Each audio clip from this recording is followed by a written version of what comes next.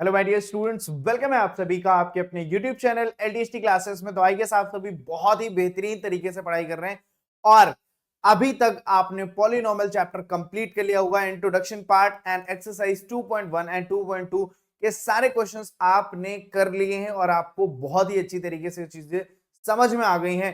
तो अब हम बात करने वाले हैं इस सेशन में कि पॉलिनोमियल चैप्टर पढ़ने के बाद हमारे बोर्ड एग्जाम में किस टाइप के क्वेश्चंस पूछे जाते हैं। भाई अगर हमने पढ़ाई करी है तो कहीं ना कहीं ये जानना भी जरूरी है कि हम उस लेवल पे पढ़ रहे हैं कि नहीं जिस लेवल पे हमें एग्जाम देना है। तो सबसे पहले आज हम डिस्कस करेंगे 5 पीवाईक्यूज जो प्रीवियस ईयर में पूछे गए हैं और इंपॉर्टेंट भी हैं। सबसे बड़ी बात जो आपको ध्यान रखनी है कि इंपॉर्टेंट भी है। तो ऐसे ही क्वेश्चन आपको बोर्ड एग्जाम में मिलेंगे। तो फर्स्ट जो क्वेश्चन है वो आपकी स्क्रीन पे, if 10 of the polynomial px equals to 6x square plus 37x minus in bracket k minus 2 is the reciprocal of the other, then find the value of k। तो generally बच्चों को question read करने में problem आ जाती है क्योंकि NCERT में आपको इस टाइप से क्वेश्चंस प्रैक्टिस में नहीं होते हैं। तो आपको जब जैसे ही ये किसी रेफरेंस बुक में या आप जैसे ही पीवाईक्यू सर्च करते हैं, जब ऐसे क्वेश्चंस आपको दिखते हैं तो पहली चीज आती है कि ये क्या लिखा हुआ है। ठीक है, ये क्या बोल रहा है, क्वेश्चन बोलना क्या चाह रहा है। तो आपको भी पता है पॉलिनोमियल एक्सप्रेशन या पॉलिनोमियल इक्वेशन में नंबर ऑफ जीरोस कितने होते हैं, क्वाड्रेटिक में 2। ठीक है, कौन कौन से, अल्फा एंड बीटा। तो यहां पे वही चीज बोला गया है कि उसका जो एक जीरो होगा वो दूसरे जीरो का क्या होगा, रेसिप्रोकल होगा। मींस अगर एक जीरो 2 है तो सेकंड वाला क्या होगा, 1/2। या इस तरह से बोल सकते हैं, अगर फर्स्ट वाला अल्फा है तो सेकंड वाला क्या होगा, 1/अल्फा। क्वेश्चन में ये बोला गया। ठीक है, चलो भाई फाइंड क्या करना है आपको, के की वैल्यू। इसमें जो के वेरिएबल है उसकी वैल्यू आपको क्या करनी है, फाइंड करनी है। तो फटाफट से अब क्वेश्चन में क्या करना पड़ेगा, लेट, क्योंकि पहला वाला भी तो हमें नहीं पता है, फर्स्ट भी तो हमें नहीं पता है। सो क्या लेट करेंगे, लेट फर्स्ट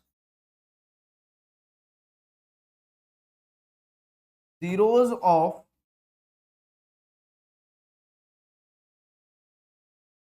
या सीधे ये लिख सकते हैं zeros of P x is alpha. हमने क्या लेट कर लिया, जो फर्स्ट जीरो है वो क्या है बेटा, अल्फा है। फिर सेकंड क्या हो जाएगा, देन देन क्या होगा, then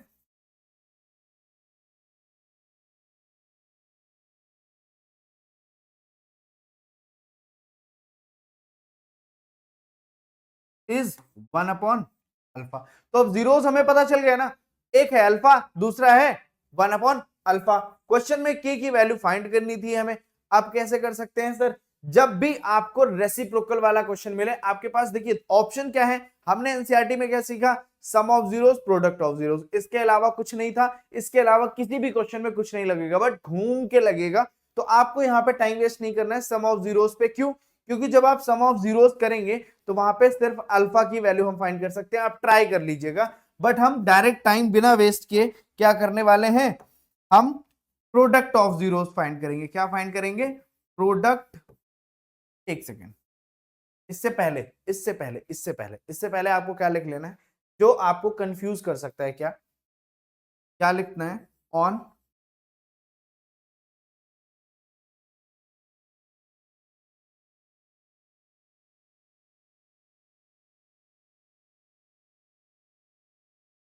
on comparing equation with, किसके साथ कंपेयर करेंगे भाई, किसके साथ करेंगे, हम करेंगे a x square plus b x plus c b get. हमें क्या मिलेगा, ध्यान से देखना, ए की वैल्यू क्या हो जाएगी आपकी, ए की वैल्यू क्या होगी 6, बी की वैल्यू क्या होगी 37 एंड सी की वैल्यू अगर हम बात करते हैं तो माइनस के माइनस का 2। ये वैल्यूज क्यों लिखी हैं ये आप अभी जस्ट समझेंगे जैसे ही हम अभी नेक्स्ट स्टेप करेंगे। क्या करना है हमें, हमने बोला आपसे प्रोडक्ट ऑफ जीरोस पे आ जाओ। क्या करना है, प्रोडक्ट ऑफ जीरोस। सब प्रोडक्ट ऑफ जीरोस भैया क्या होता है, प्रोडक्ट ऑफ जीरोस होगा constant term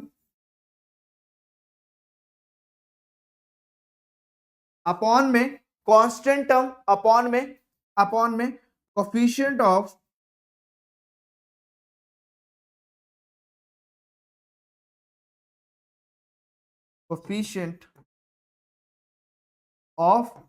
x square.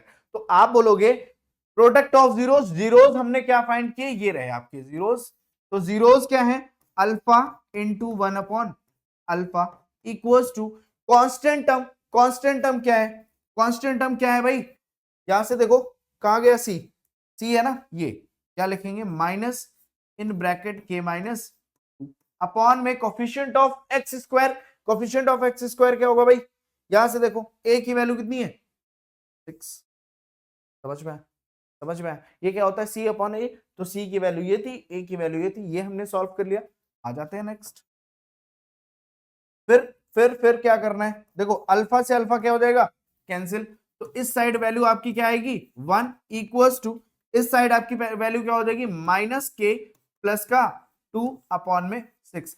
6 cross multiply करेंगे तो क्या हो जाएगा, 6 इक्वल्स टू माइनस के प्लस का 2, और यहां से हम लिख सकते हैं क्या, माइनस के, या इस साइड ही लिखा रहने देते हैं इसको, 6 माइनस 2 इक्वल्स टू माइनस का के। क्लियर हुई बात। तो अभी हम क्या यहां पे नोट कर सकते हैं, 4 इक्वल्स टू माइनस के, विच इज के इक्वल्स टू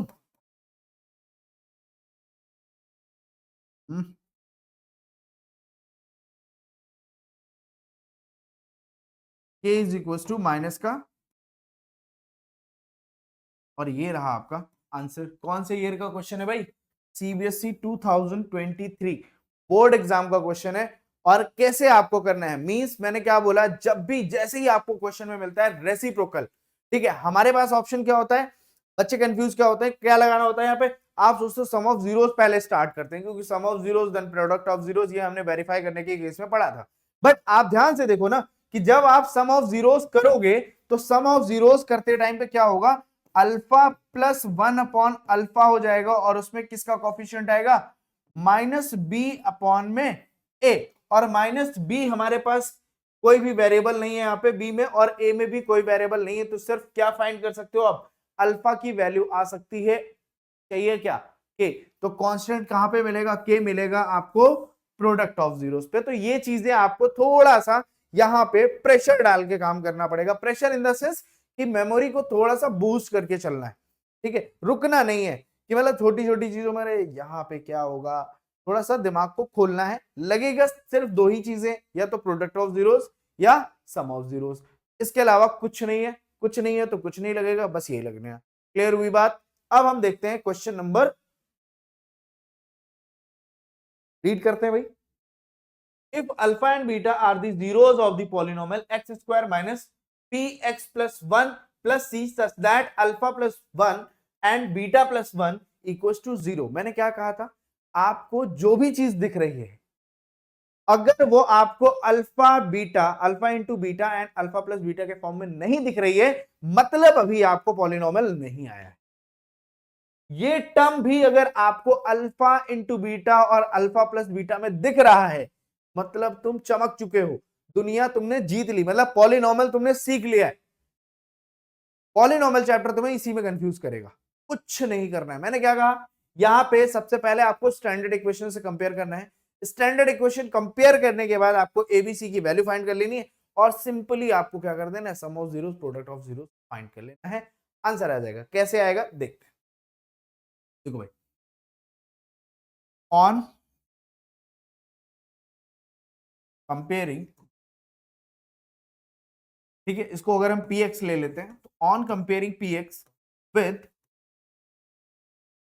किसके साथ कंपेयर कर रहे हैं भाई, a x square plus b x plus c, ठीक है, इसके साथ कंपेयर करोगे, आप बोलोगे सर हमें क्या मिलेगा, वी गेट, भैया हमें मिलेगा ए की वैल्यू क्या आएगी 1, बट पी की वैल्यू जब आप फाइंड करने जाओगे वहां पे थोड़ा सा आपको रुकना पड़ेगा। क्यों, क्योंकि बी क्या होता है, that is the coefficient of x, but भैया यहाँ पे कोफिशिएंट ऑफ एक्स है कहां,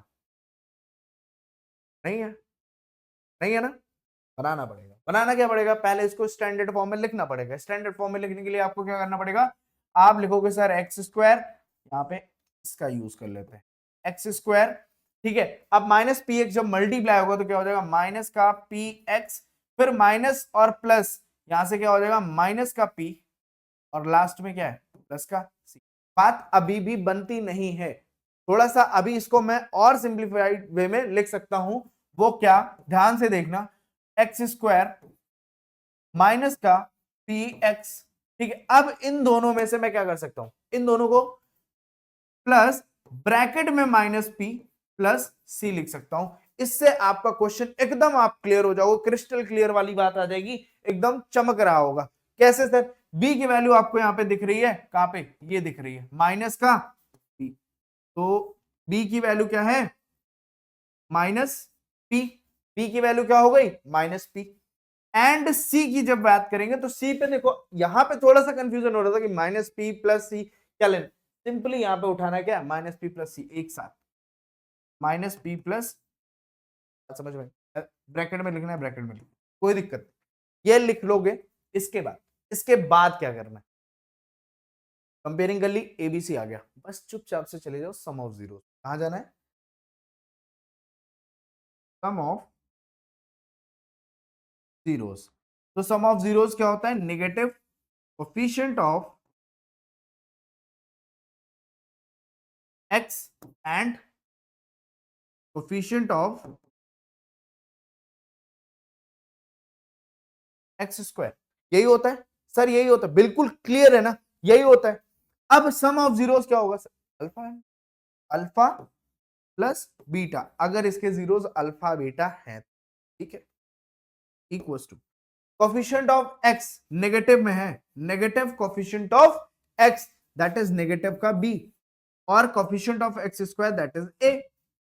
ये बात भी आपको समझ में आ गई, तो जब इतनी बात समझ में आ गई तो अल्फा प्लस बीटा, और यहां से नेगेटिव मैंने लिखा, बी की वैल्यू ध्यान से देखोगे तो क्या है माइनस का पी, ए की वैल्यू 1, अल्फा प्लस बीटा क्या आ जाएगा पॉजिटिव का पी। क्या इतनी बात समझ में आ गई, अब इतनी बात आपको समझ में आ गई है, आ गई है, आ गई है, आ गई है, तो बहुत अच्छी बात है। हम क्या कर लेते हैं, प्रोडक्ट ऑफ जीरोस फाइंड कर लेते हैं फटाफट से, product of zeros that is constant term, और डिवाइड में क्या हो जाएगा, कांस्टेंट टर्म, और डिवाइड में क्या होगा भाई, डिवाइड में क्या होगा कांस्टेंट टर्म, एंड डिवाइड में क्या होगा कोफिशिएंट ऑफ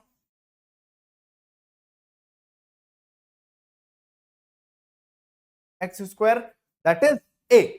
तो यहां से प्रोडक्ट की बात करेंगे, alpha into beta equals to constant term, आपका कांस्टेंट टर्म सी, सी होता है ना, तो यहां पे क्या लिख सकते हैं सी अपॉन ए। तो भाई इस पे हम क्या लिख सकते हैं, alpha into beta equals to, c की वैल्यू है माइनस पी प्लस का सी अपॉन में 1। कोई दिक्कत यहां तक, कोई दिक्कत, तो ये आपकी वैल्यू आ गई किसकी, या इसको ऐसे लिख सकते हैं minus p plus equals to alpha into, आई बात समझ में, चमक रहा है, क्लियर हो गया, समझ में आया कि नहीं, समझ में आया, अल्फा इंटू बीटा हो गया, ठीक। अब क्या करना है, अब आ जाओ अकॉर्डिंग टू, क्या बोला गया है क्वेश्चन में, क्वेश्चन बोल रहा है कि अल्फा प्लस 1 और बीटा प्लस 1 आपको क्या करना है 0, और फिर आपको उस पर क्या बताना है, फाइंड द वैल्यू ऑफ सी। चलो लिख लेते हैं भाई, यहां पे बोला गया अल्फा प्लस बीटा प्लस का 1 है, अल्फा प्लस 1 एक ब्रैकेट में, दूसरे में बीटा प्लस 1 इक्वल्स टू कितना लिखा हुआ है 0। अब ध्यान से देखना, इस अल्फा को बीटा के साथ मल्टीप्लाई करूंगा एक बार में, तो क्या हो जाएगा अल्फा बीटा, फिर अल्फा को 1 के साथ करेंगे प्लस का अल्फा, 1 को बीटा के साथ प्लस का बीटा, 1 को 1 के साथ प्लस का 1 इक्वल्स टू 0। अब ध्यान से देखो, ये वैल्यू अल्फा बीटा, ये वैल्यू अल्फा प्लस बीटा, क्या मेरे पास वैल्यू नहीं है तो पुट कर दूंगा, बात खत्म। तो पुट कर लो भैया, अल्फा बीटा की वैल्यू क्या आई थी माइनस पी प्लस सी, अल्फा प्लस बीटा की वैल्यू क्या आई थी प्लस का पी प्लस 1 इक्वल्स टू 0। बात समझ में आई? इतनी बात समझ में आई? अब देखो यहां से p और यहां से भी p क्या हो गया, कैंसिल आउट। जब कैंसिल आउट हो गया लाला, तो क्या बचा, c प्लस 1 इक्वल टू 0, तो यहां से हो जाएगा c is equal to minus का 1। और इसी c की आपको भारी डिमांड थी, यही c आपसे क्वेश्चन में पूछा गया था, है ना मजेदार? आ गया? कोई डाउट यहां तक? यहां तक कुछ भी अगर डाउट है तो आप पूछ सकते हैं, कोई भी आपको समस्या है तो आप पूछ सकते हैं, नहीं है तो आप अब जो है इस टाइप के क्वेश्चन करने के लिए तैयार हो जाइए। अगर इस टाइप का क्वेश्चन आपको कहीं दिखता है ना, रगड़ दो उसको, जैसे ही दिख जाए ना उसको रगड़ दो तुरंत, छोड़ना नहीं है कुछ, ठीक है? जैसे ही क्वेश्चन दिखे, मतलब अब हर एक क्वेश्चन को सिर्फ आपको किस नजर से देखना है, सिर्फ आपको product of zeros and sum of zeros के टर्म पे ही देखना है और सोचना है, तब जाके आप पॉलिनॉमियल के क्वेश्चंस को ऐसे तोड़ दोगे, हिला दोगे एकदम, ठीक है? चलो नेक्स्ट क्वेश्चन।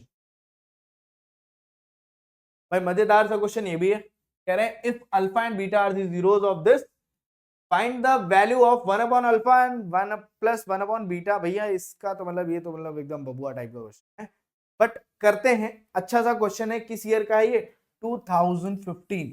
देखो मैं तुम लोगों के लिए इतने बेहतरीन बेहतरीन से क्वेश्चन लेकर आया हूं कि ऐसे क्वेश्चंस हैं ये जो आपको ना इस बार भी बोर्ड एग्जाम में ऐसे क्वेश्चंस देखने को मिलेंगे ही मिलेंगे। मतलब अगर ये क्वेश्चन 5 अगर भी आपने ढंग से कर लिए ना, तो मतलब ऑलमोस्ट आपके जो पॉलिनॉमियल के क्वेश्चन हैं वो आप करने योग्य हो जाओगे, इतना कैपेबल हो जाओगे आप कि इन सारे क्वेश्चंस को आप कर सकते हो, ठीक है? तो अभी हम फिलहाल बिना टाइम वेस्ट किए करते हैं, सीधे उसी बात पे आते हैं। क्या सिंपली हमें क्या लिखना है, on comparing with a x square plus b x plus c, we get a is equals to 4, b is equals to 3 and c is equals to, सही लिखा है? सही लिखा है ना भाई? इतना सही है? अच्छा भाई, तो अब यहाँ पे हमें जब ये सारी चीजें मिल जाती हैं, तो हमने क्या कहा, आपको बिना कुछ सोचे समझे जब भी क्वेश्चन इस टाइप का पूछ रहा है तो आपको फाइंड कर लेना है अल्फा प्लस बीटा और अल्फा इंटू बीटा। और यहाँ पे अगर आप देख पा रहे हैं, मैंने पहले भी बोला, अगर हर जगह आपको वो चीज दिख रही है तो आप पॉलिनॉमियल सीख चुके हो, और आप सीख चुके हो तो आप बिना देखे ही आप चुपचाप से क्या लिखोगे, सम ऑफ जीरोस। तो मैं बार बार फॉर्मूला नहीं लिखूंगा, मैं सीधे लिख रहा हूं माइनस बी अपॉन ए। क्लियर? तो b की वैल्यू ऑलरेडी फाइंड कर ली है, तो मैं यहां पे लिख सकता हूं alpha plus beta is equal to minus 3 upon a की वैल्यू 4, मतलब क्या हो जाएगा, -3 अपॉन। बात समझ में आ रही है? इसको मैं कर देता हूं एक बॉक्स में, फिर फिर आ जाते हैं भाई, फिर आ जाते हैं, कर लेते हैं, कुछ तो करना पड़ेगा ना। फिर क्या करना पड़ेगा, प्रोडक्ट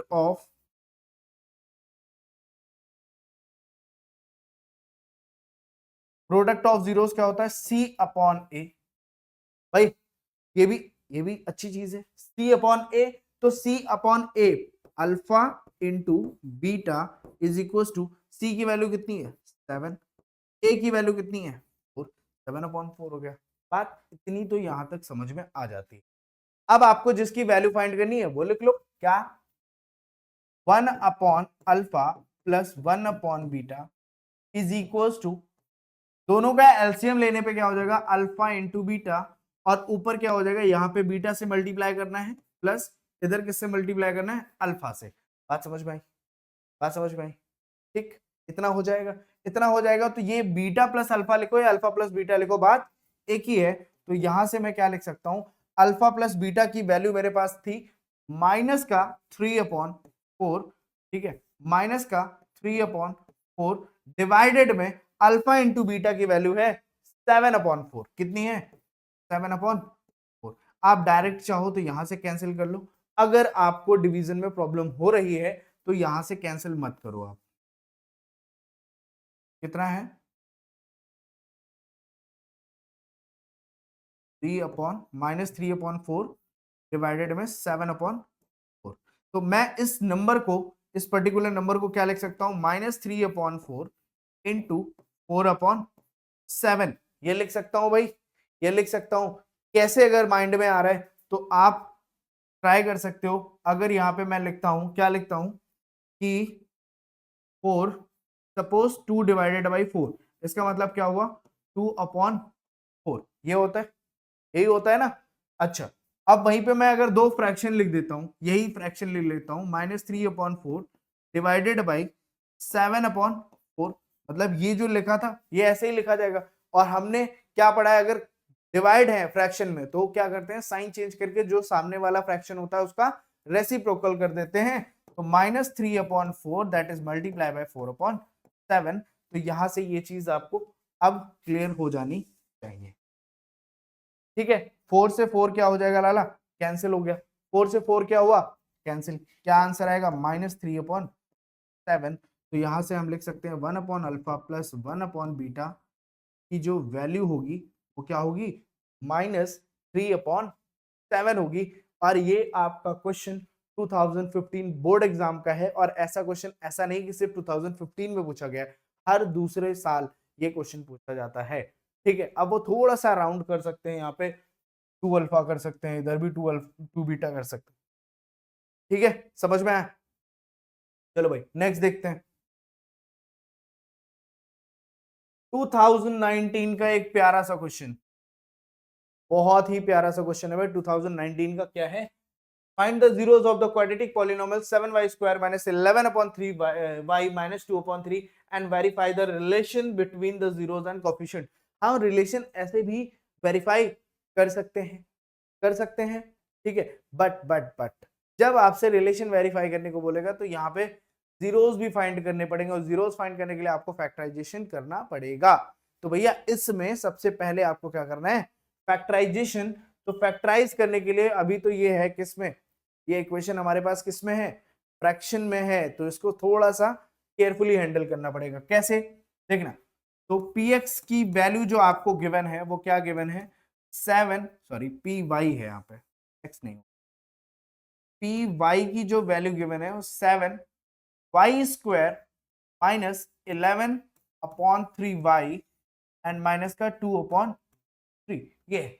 तो आप देख रहे हो 1/3 जो है ना, दो टर्म्स में, टू टर्म्स में, एक लीनियर टर्म में और एक कांस्टेंट टर्म में डिस्टर्बेंस क्रिएट कर रहा है, कर रहा है। तो इन दोनों से हम क्या करेंगे, 1/3 कॉमन लेंगे, बट इससे भी लेना पड़ेगा।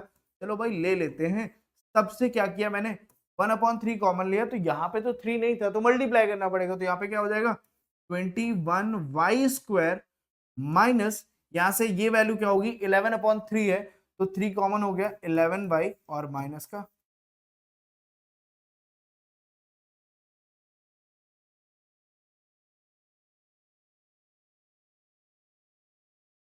11y एंड माइनस का, इतनी बात समझ में आई। अब यहाँ पे हम 1/3 को अब साइड में कर देते हैं। हमारे पास जो रिक्वायर्ड इक्वेशन होगी जो ये है, सेम वही है, बस वो हमने कॉमन ले लिया है। समझ में आया? तो अब देखना, यहाँ पे क्या लिख सकते हैं, ऑन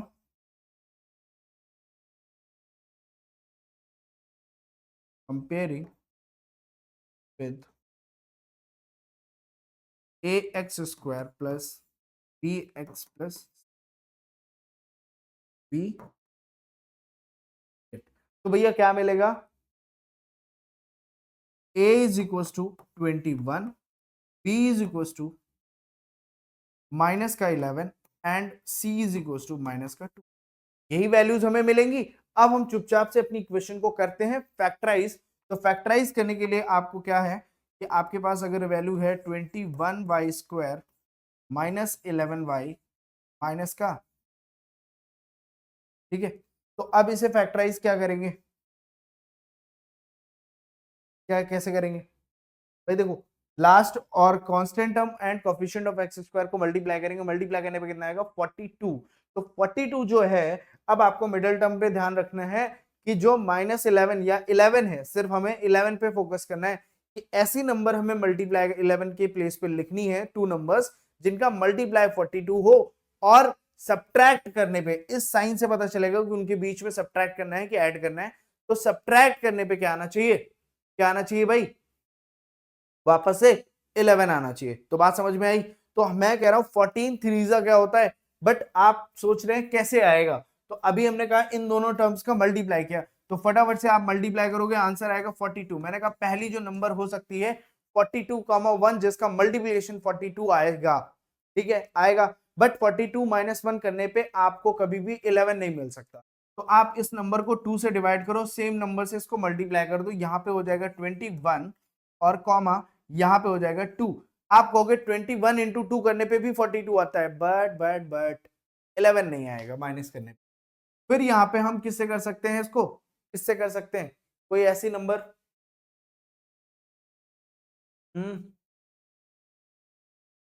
इसको देखो 3 से भी डिवाइड कर सकते हैं, 2 से तो अब नहीं कर सकते, 3 से कर सकते हैं। बट 3 से अगर हम डिवाइड करते हैं, ठीक है, तो जो नंबर आएगी 3 7 जा और 3 2 जा 6, बट उससे भी हमारा काम नहीं बनेगा, तो हमें थोड़ा सा और एक स्टेप जाके इसको किससे डिवाइड करना पड़ेगा, 7 से, और सेम नंबर से मल्टीप्लाई करोगे तो यहाँ पे क्या आ जाएगा 3 और इधर क्या आ जाएगा 14। 14 इंटू 3 होता है 42 और 14 माइनस 3 करने पे क्या आएगा 11। तो भाई फटाफट से यहाँ पे हम लिख लेते हैं नंबर अपनी 21y² माइनस 14y, ब्रैकेट में लिखेंगे माइनस का 3y माइनस, बात समझ में आई। तो यहाँ पे जैसे ही ब्रैकेट ओपन होगा तो वैल्यू क्या आएगी 21y² माइनस का 14y प्लस का 3y माइनस, इतनी बात अगर आपको समझ में आ गई, आपके भेजे में गई, तो आप अब अपने क्वेश्चन के क्या है, बहुत ही करीब है बॉस।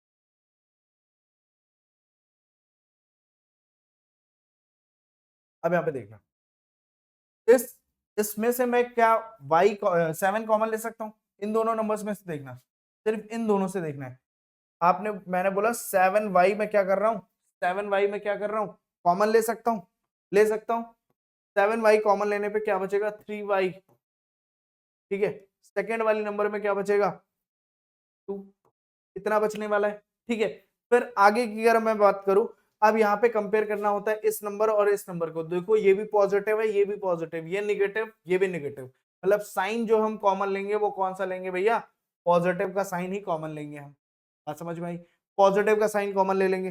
कॉमन दोनों में से कोई भी नंबर हमें कॉमन नहीं है ना, वेरिएबल कॉमन है, तो सिर्फ और सिर्फ 1 कॉमन लेंगे और क्या लिख सकते हैं 3y माइनस का 2। तो यहां से क्या हो सकता है भाई 7y प्लस 1, अनदर ब्रैकेट में 3y माइनस का, समझ में, ये आ गया भाई py। अगर इसके जीरोस चाहिए, है ना, जीरोस चाहिए, उस केस में क्या होगा, ठीक है। तो अब वहां उसके लिए क्या हो जाएगा,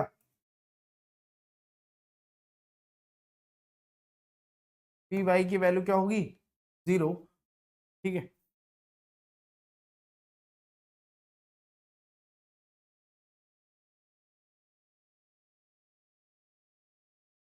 और py इक्वल्स 0, ठीक है। आपकी जो वैल्यू है 7y प्लस 1, इसको क्या होना पड़ेगा भाई 0, और या फिर आपकी 3y माइनस 2, ये जो वैल्यू है इसको क्या होना पड़ेगा 0।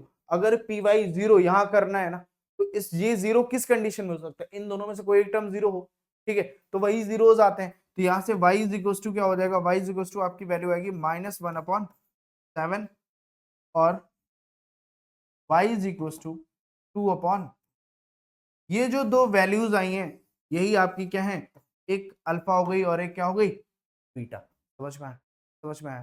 तो अब अगर ये इतना समझ में आ गया, तो अब अगर आपको वेरीफाई करना है, तो वेरीफाई करने के लिए क्या करते हो, टू वेरीफाई टू, भाई क्या होता है सम ऑफ जीरोस लिखोगे आप, सम ऑफ जीरोस। तो सम ऑफ जीरोस आपका जो है, ठीक है, क्या sum of zeros equals to क्या होगा -b/का a। तो sum of zeros alpha plus beta is equal to -b लाला, -b की वैल्यू कितनी है, अभी हमने फाइंड करी थी ये। तो पहले ऑलरेडी -b की वैल्यू भी माइनस का 11 है, अपॉन में a की वैल्यू कितनी है 21। तो ये क्या हो जाएगा अल्फा प्लस बीटा की वैल्यू इस साइड कितनी आ रही है, एक सेकेंड एक सेकेंड मिनट,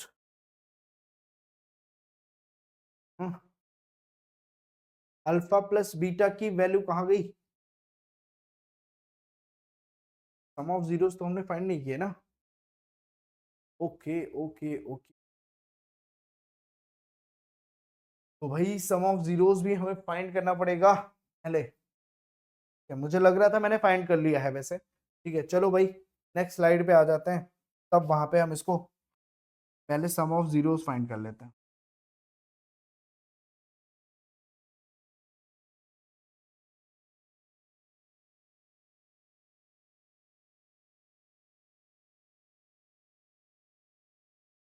फर्स्टली क्या होगा, सम ऑफ, साथ ही में वेरीफाई कर लेते हैं, कोई दिक्कत नहीं अलग करने की। क्या होगा, माइनस बी अपॉन ए। तो सम ऑफ जीरोस क्या होता है, alpha plus beta is equal to minus b upon a. तो माइनस बी अपॉन ए की वैल्यू तो हमने फाइंड कर ली थी, क्या, माइनस का, और माइनस में 11 अपॉन में 21। इस साइड अल्फा की वैल्यू क्या आई थी, एक बार ले लेते हैं। Alpha is -1/7 and beta is 2/3। Alpha is -1/7 and beta is 2/3, right. देख लेते हैं एक बार, क्रॉस कर लेते हैं, हाँ ठीक है। चलो यहां से ये समझ में आया, ठीक है। तो अब इस साइड क्या लिखना है, अल्फा के प्लेस पे क्या लिखोगे, -1/7 प्लस 2/3। इतनी बात अगर आपको समझ में आ रही है तो दोनों को ही आप क्या करोगे, क्रॉस मल्टीप्लाई कर दोगे। डिनोमिनेटर में क्या आ जाएगा 21, इधर आपको 3 से मल्टीप्लाई करना पड़ेगा, माइनस का 3 हो जाएगा, प्लस इधर आपको 2 7 का क्या हो जाएगा 14, और इधर आपका हो गया पॉजिटिव का 11/21। इधर भी आप माइनस करोगे तो क्या आएगा 11 अपॉन में 21, that is equal to 11/21। LHS equal to R. समझ में आई बात? बात अगर समझ में आ गई है तो फटाफट से किसका कर लेना है, product of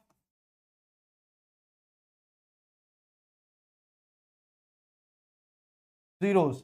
product of zeros क्या होता है, c upon a, that is c upon a. Product of zeros alpha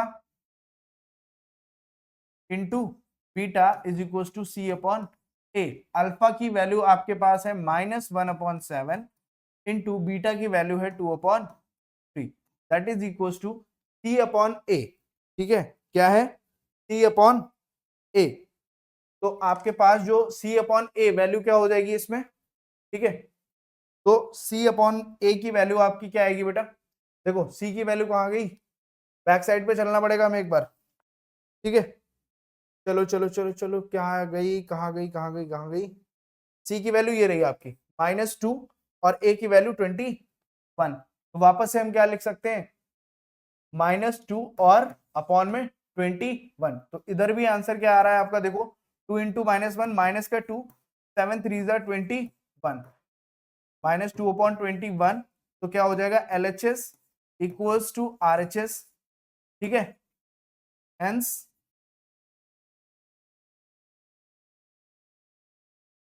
verified.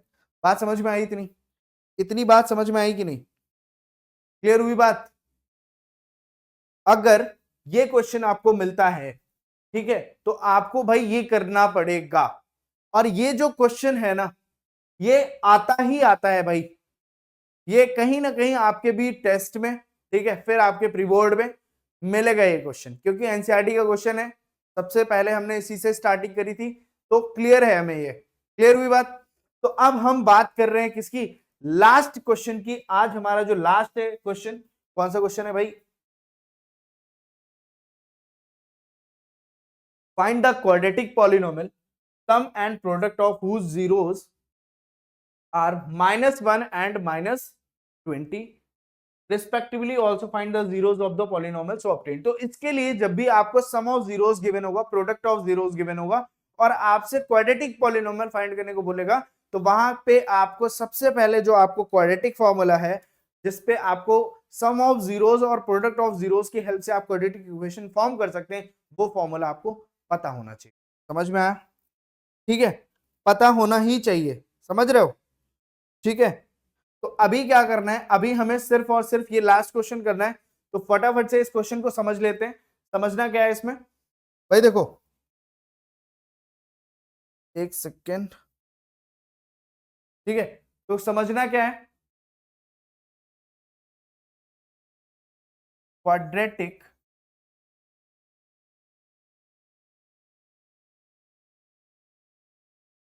Polynomial.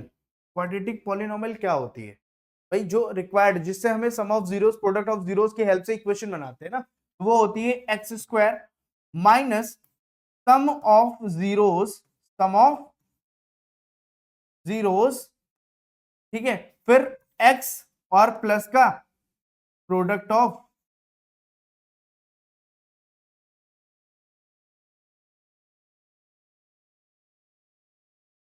समझ में, समझ में। तो भाई यहां से एक्स स्क्वायर क्या होगा, एक्स स्क्वायर ही होगा माइनस सम ऑफ जीरोस, आपको पहले ही क्वेश्चन में दे दिया गया है कितना है, माइनस का 1, तो ऑलरेडी माइनस माइनस का 1 और साथ में लिख लिया x plus product of zeros कितना गिवन है, माइनस का 20, तो यहां से आपने माइनस 20 लिख लिया।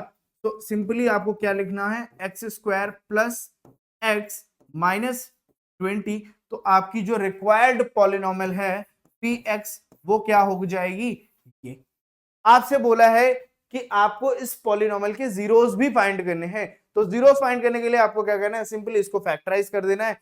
तो यहाँ पे जो कांस्टेंट टर्म है और कोफिशिएंट ऑफ एक्स स्क्वायर है वो उनका मल्टीप्लाई कितना हो रहा है, वो आपको लिख लेना है 21। तो 21 होने के साथ साथ एक्स को जो मिडिल टर्म है उसे स्प्लिट कर देना है, और स्प्लिट करने पे दोनों नंबर के बीच में साइन क्या होना चाहिए, माइनस। तो ऐसी कौन सी नंबर जिनका मल्टीप्लाई करने पे 20 और माइनस करने पे 1 आ जाए, तो बोलोगे 5 × 4, ठीक है।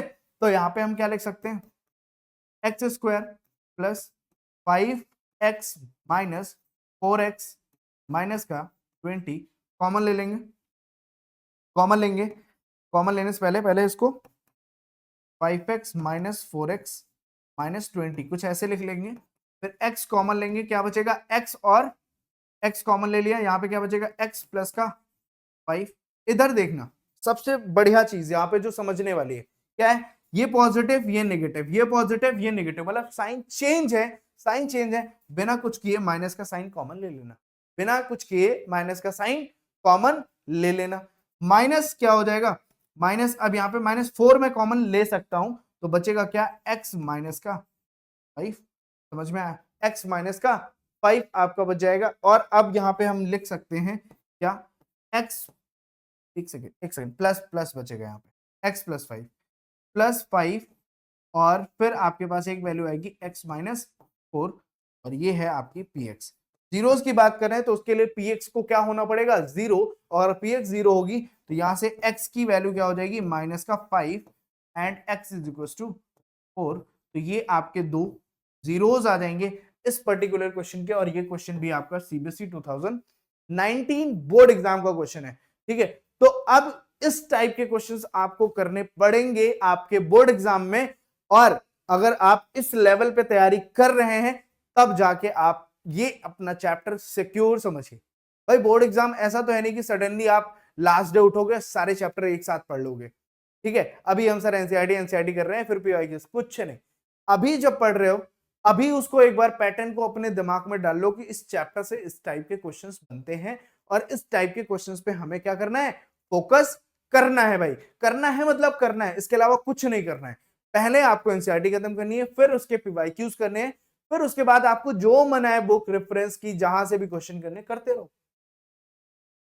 एक बार आपको डायरेक्शन दिख जाएगी ना कि हमें बोर्ड एग्जाम में करने कैसे क्वेश्चन, ठीक है, समझ में आया। तो कुछ हमेशा की तरह कुछ लाइनें आप सभी के लिए, ठीक है। लाइन क्या है कि लाइन नहीं है, बात है, सच है, ठीक है। क्या ये क्लास टेंथ हमारी मंजिल नहीं है,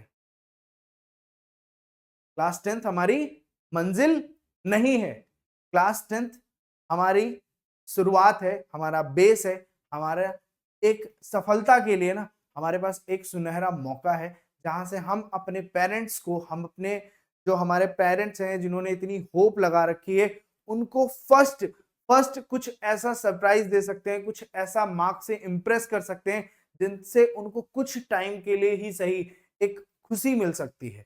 और ये आप अपनी लाइफ में अभी से स्टार्ट कर सकते हो, अगर आप अभी से थोड़ा सा डेडिकेटेड हो। ये सपोज करो ये आपके पास फर्स्ट चांस होता है अपने फैमिली को हैप्पी करने का अपनी वजह से, क्योंकि बच्चे सोचते हैं ना कि हम अभी क्या कर सकते हैं, तो आप अभी ये कर सकते हैं।